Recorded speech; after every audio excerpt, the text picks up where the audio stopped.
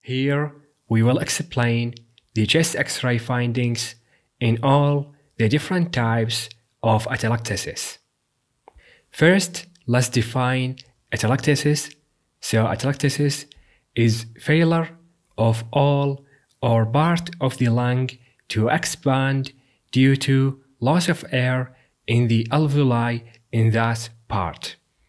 And atelectasis is on types, so it is either Lobar collapse, means that it's a collapse of a particular lobe of the lung, and we know that the right lung has 3 lobes, the upper, middle and lower, and the left lung has 2 lobes, the upper and lower. So either one of these, if collapsed, we call it Lobar collapse. But if all of the lung collapsed, then we call it lung collapse, which is collapse of the whole lung. And we must differentiate the atelectasis, which is the collapse, from the consolidation. When there is consolidation of a certain lung lobe, this means that the air in that lobe is replaced by fluid, in comparison with Lobar collapse, at which the air in that lobe will be gone and there is nothing replacing it. And because of the fact that the air in a certain lobe of the lung or a whole lung will be gone and there is nothing replacing it, this means that we lost volume from the chest. And we will see signs of volume loss on a chest X-ray of Lobar or lung collapse. Signs of volume loss mainly include displacement of the mediastinum and the trachea towards the collapsed lung, and there is also elevation of the hemidiaphragm, and there is compensatory hyperinflation of adjacent lobes or opposite lung. All of this happen because to replace the volume that is lost because of the lobar or lung collapse. And we have many causes of atelectasis. For example, consolidation. So the consolidated lobe, the lobe that is filled with fluid, might collapse after a while. Atelectasis might occur also because of bronchial obstruction. So when there is a bronchial obstruction, there is no air reaching a certain lobe or a certain lung, and this might lead to collapse of that lobe or that lung. For example, tumor inside the bronchi or compressing from an outside region. Also, mucus plugging might block the bronchus, and inhaled foreign bodies, and sometimes iatrogenics. For example, tube inserted too far, this might lead to bronchial obstruction. Atelectasis may also occur because of surfactant problems, for example, in acute respiratory distress syndrome, also inflammatory etiologies, and lung fibrosis. Now that is a very simplified drawing of the frontal and lateral chest X-rays that we will explain the lobar and lung collapse on. And let's start with the right upper lobe collapse. So we know that in the right lung we have the horizontal fissure and the oblique fissure, and those fissures would split the lung into 3 lobes. We have the upper lobe, the middle lobe, and the lower lobe. So in the right upper lobe collapse, the right upper lobe collapses upward and medially. The horizontal fissure gets pulled up by the collapsed lobe. The horizontal fissure that you can see here would go up when the right upper lobe collapses, and it would reach into this area here. And the right upper lobe would appear as a thickened paratracheal tissue, and this is the right upper lobe in this picture. On the lateral X-ray, we have the horizontal fissure here and the oblique fissure here. So the right upper lobe is right here. And when the right upper lobe collapses, the horizontal fissure moves upward, as we mentioned, and the right upper lobe would appear as increase in density in this area right here. And here we have a chest x-ray of a 16-month-old child with pneumonia, and we can see that the right upper lobe is collapsed in this picture. So the horizontal fissure is normally right here, but in this case it moved up to be right here, and the right upper lobe would appear as increase in density in the right paratracheal region. We can also see signs of volume loss on this chest x-ray.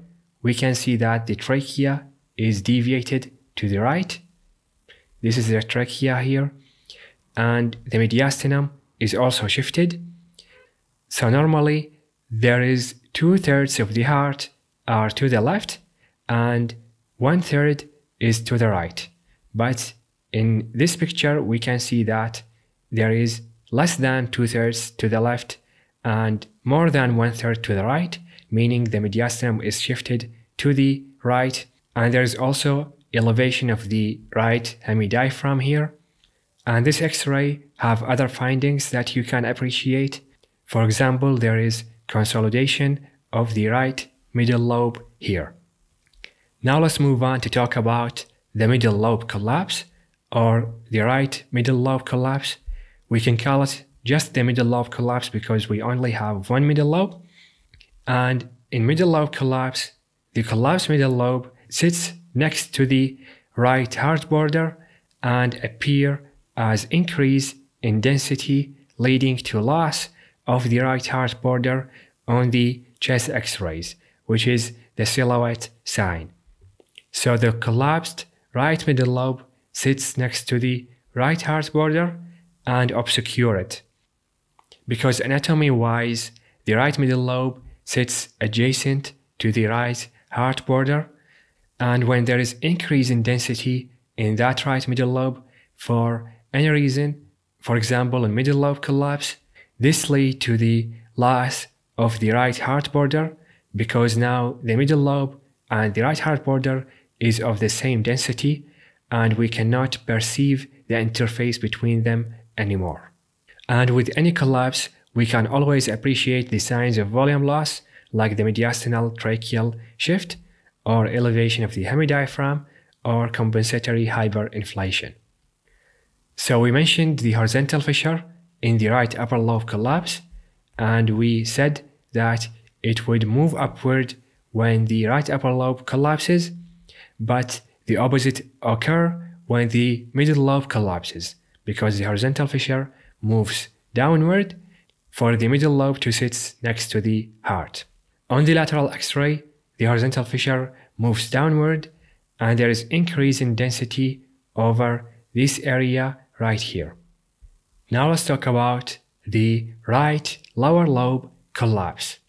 So the right lower lobe collapses inferiorly and medially and appears as a triangular hyperdensity referred to as the sail sign.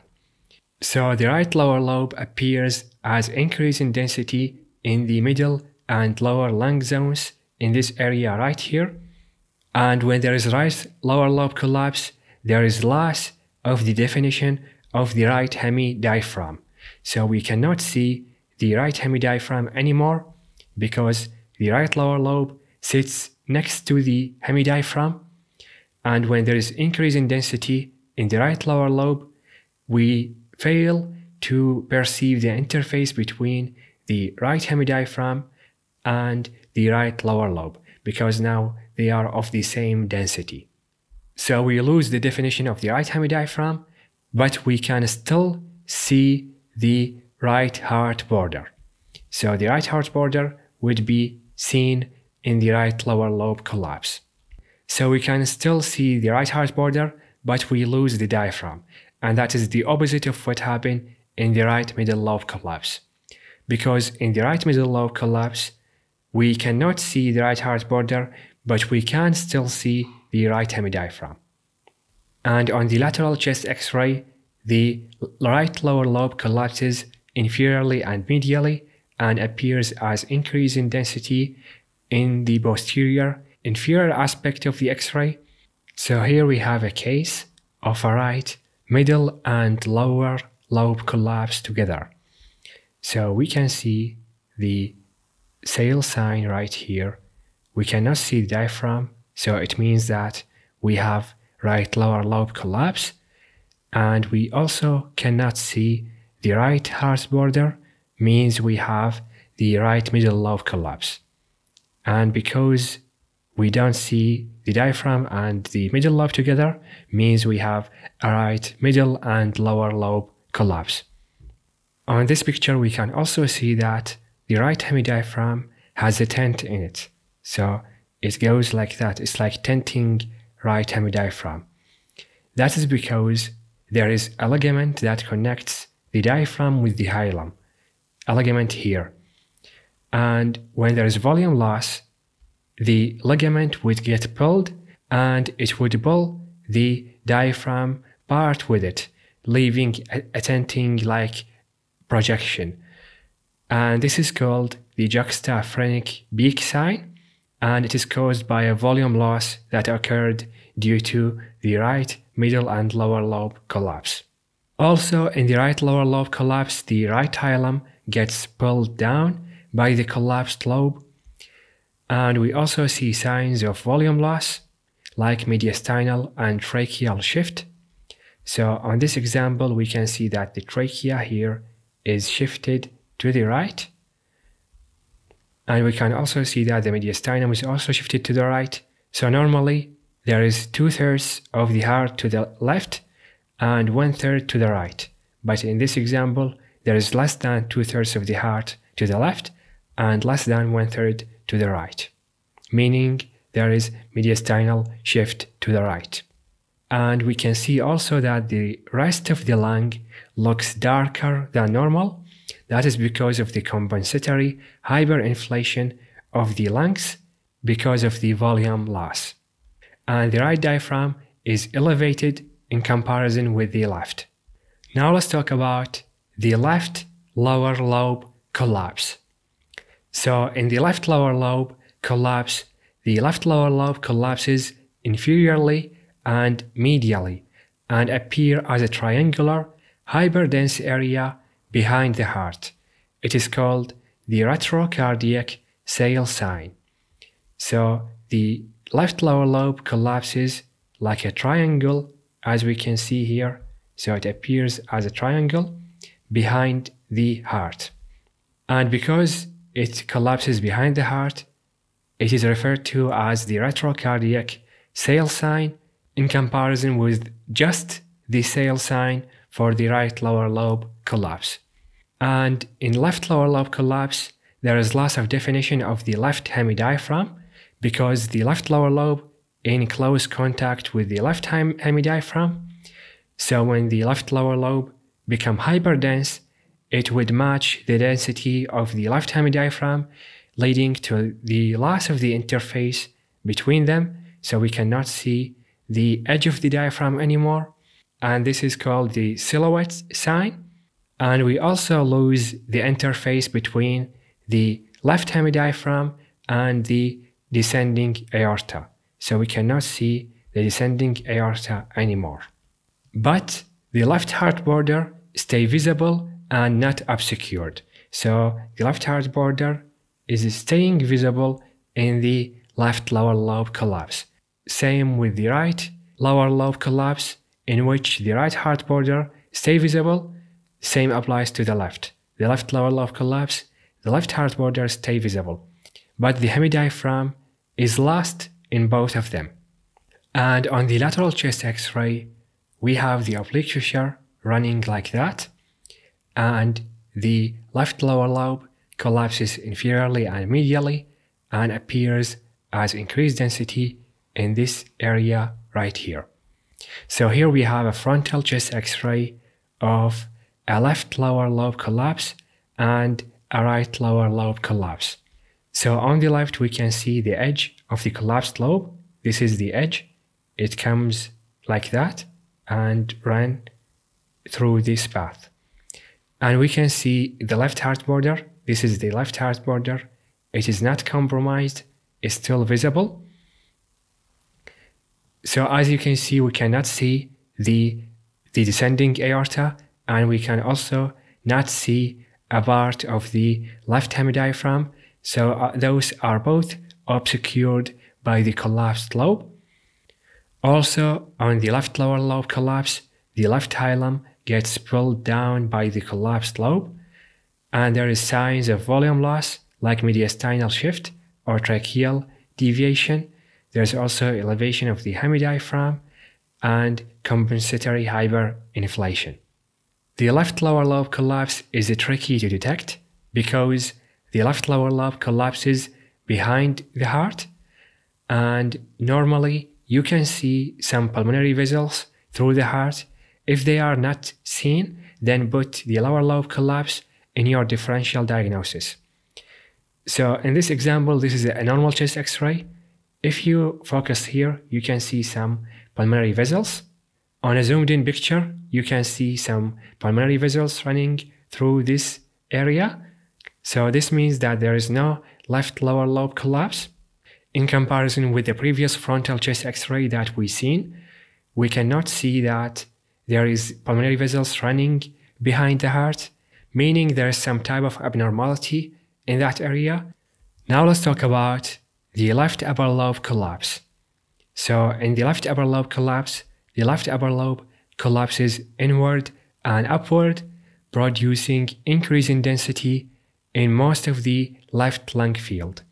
So we can see that there is increase in density over most of the left lung field. Also, in left upper lobe collapse, there is loss of definition of the left heart border and the left mediastinum. So we cannot see the left heart border anymore. And the left hemidiaphragm is not obscured. So we can see the left hemidiaphragm in left upper lobe collapse. And on the lateral chest X-ray, we can see that the left upper lobe collapses over most of the area of the anterior lung field. So it collapses over all of this area. So here we have an X-ray of a left upper lobe collapse. We can see that there is increase in density over all of the left lung field. And we can see that the left heart border is lost. And also we can see the diaphragm. So the diaphragm is seen, but the left heart border is not seen. And also on the left upper lobe collapse, the left hilum gets pulled upward by the collapsed lobe, and oftenly we can see a lucent outline over the aortic arch called the Loftsicle sign. So we can see a lucent outline over the aortic arch here. In most of the cases of the left upper lobe collapse is called the Loftsicle sign, but on this case is not seen because we have a mass here. And we can also appreciate some signs of volume loss. So on this X-ray, we can see that the trachea is deviated to the left. You can see it very well here. And the heart is also shifted. So more than 2/3 to the left, meaning there is a left shifting of the mediastinum. And there is also elevation of the left hemidiaphragm here. And on the lateral chest X-ray, we can see that the left upper lobe collapses over most of the anterior chest. So it appears as increase in density over most of the anterior chest area. So after we finished our talk about the lobar collapse, now let's talk about the lung collapse. So in lung collapse, there is collapse of the entire lung, and it is shown as increase in density all over the lung field of the affected lung. And there's also signs of volume loss, like mediastinal shift and tracheal deviation, and elevation of the hemidiaphragm and compensatory hyperinflation. So here we have an X-ray of a right lung collapse. We can see that there is increase in density over the whole right lung, and there is tracheal deviation also. And the left lung looks darker than normal, meaning there is compensatory hyperinflation of the left lung. And with that, we reach the end of this video. Now, this video is a part of a collection of another videos that is called the Chest X-Ray Masterclass. It will appear on your monitor right now if you want to check it out. You can also support this video by liking it and commenting your ideas and questions.